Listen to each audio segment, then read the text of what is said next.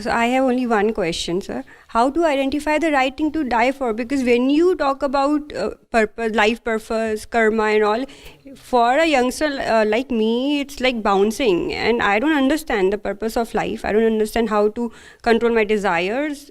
So I want to understand how to find out the right way to die for now. So you love the body, which means one loves being alive, right? We know that things are valuable. We all value the body. We all value the fact that we are alive. And there are several other things that we value, right? And there is a hierarchy of values always. That determines that one thing can be sacrificed for the sake of other. In that hierarchy, in that stack, usually physical existence is at the top. Try seeing what comes close to that. That's what is worth dying for. I value this, which also means loving this or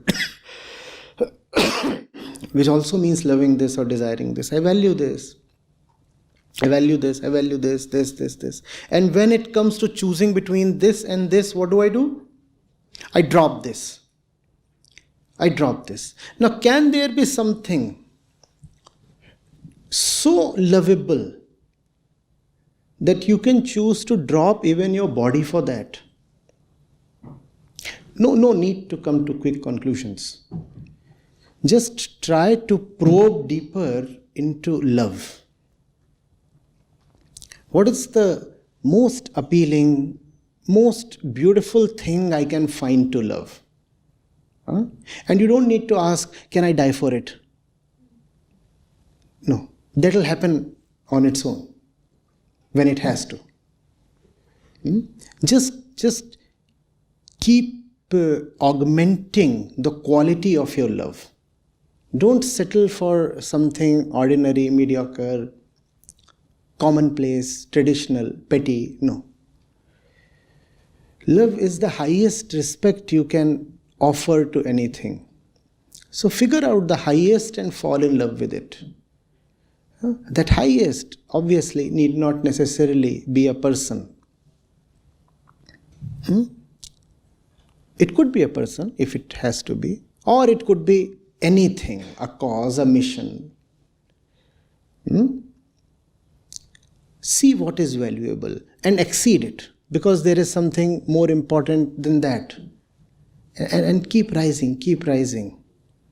It just happens that when you come upon the really lovable, then body and all do not remain too much of a concern. You say, fine, a little bit of compromise can be made to begin with, and then a day might come when you might say, even the ultimate sacrifice is all right.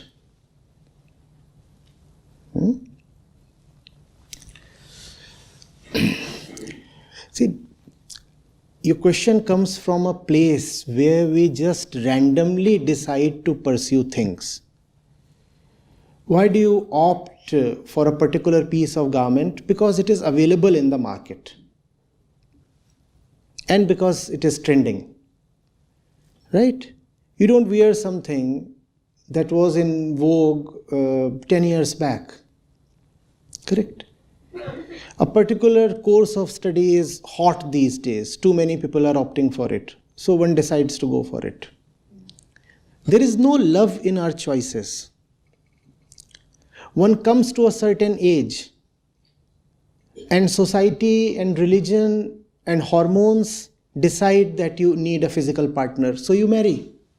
Where is love in this? Having enrolled in a course of study, you graduate and you say, well, I need to look after my bread and butter. So I'll take up a job. Where is love in that? From the smallest thing, like choosing your footwear, to things like knowing what religion means, what it means to call someone your partner, what it means to spend 8 or 10 hours a day at a workplace. We don't base our decisions on love. And therefore, we do not know what it means to die for something.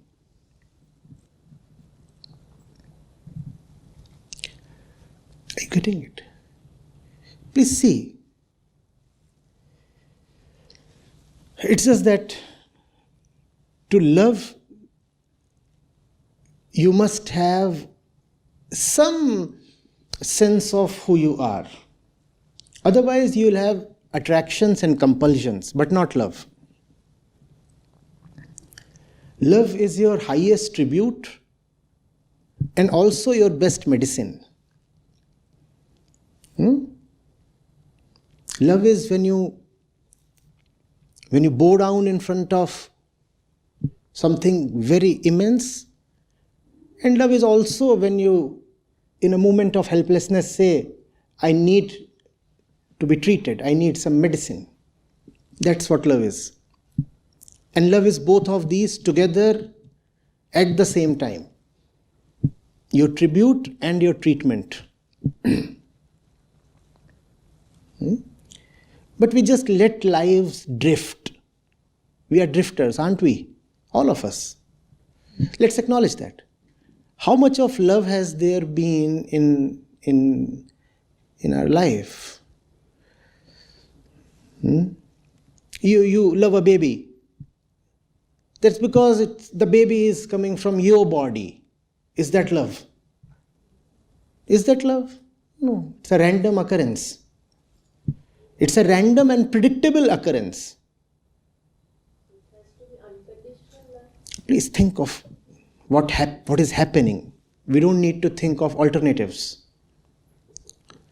Is there love in the way we live? We talk of the mother-child relationship as one of love. What is that? So predictable. The lady will get pregnant and will give birth and will claim to be loving. No, how is that love? So predictable. Can love be predictable? Therefore, we do not know what to die for. Therefore, everything is just a compromise. A compromise in which the central desire is to somehow remain mentally and physically secure.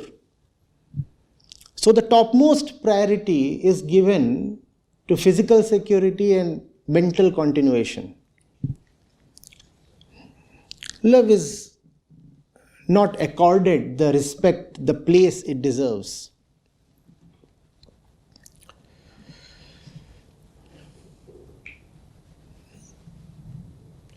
I know I'm not making sense, and that's okay. You hear sensible things all day. So it's all right to not to be too sensible for a couple of hours. So you said that love is a tribute and your medicine at the same time. Can you give an example? I'm finding it hard to imagine what you mean by that. Like a fat man fascinated by a mountain. So he climbs. That's a tribute and a treatment.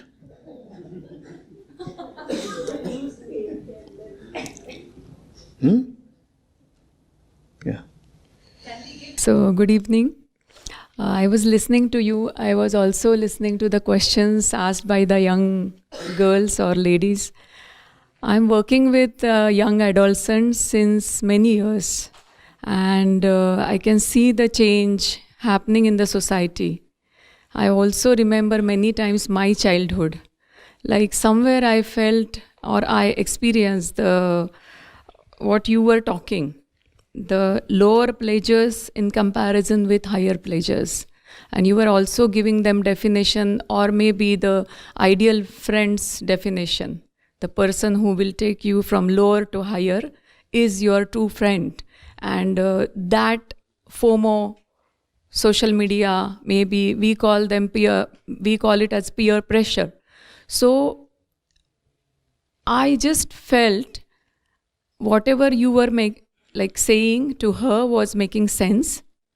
We are able to understand it because of our own experiences as maybe aged adults.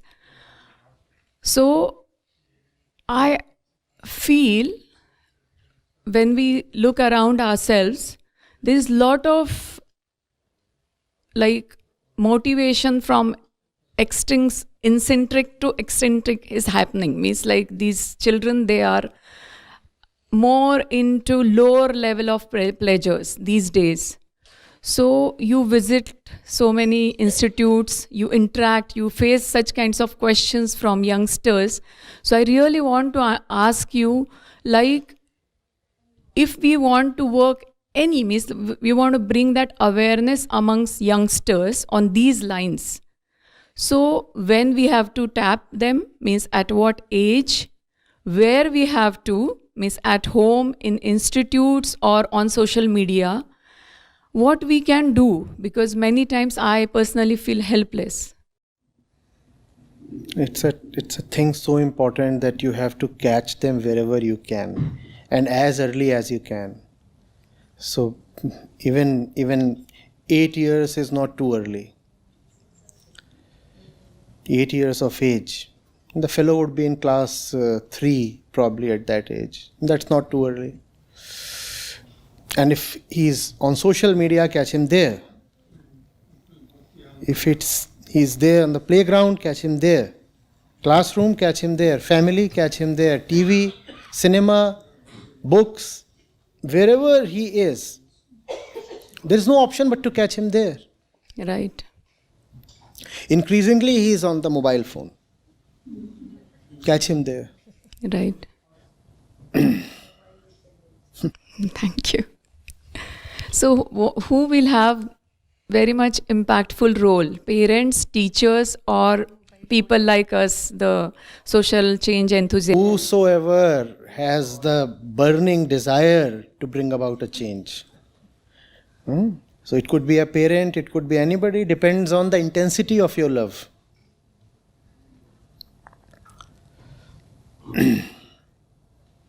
Do they convince? Do they get convinced? Because you must be handling many questions from youngsters.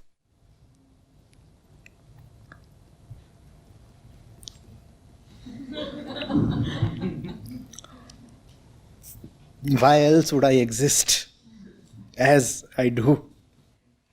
Yes.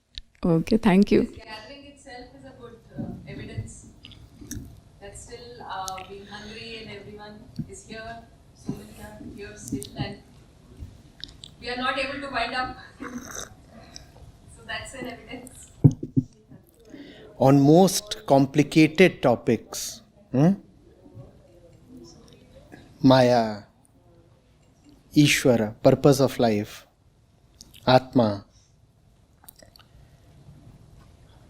When we publish a video, we get views in lakhs. And those videos are 1.5, 2 hours long videos. And we talk of attention deficit. And most of the viewer base is very young. And they are watching these videos that are movie length videos. So they are human beings first. And like any human being ever born, they have this urge to know. It's just that you too should have the urge to deliver. They'll receive. Don't worry. Yes.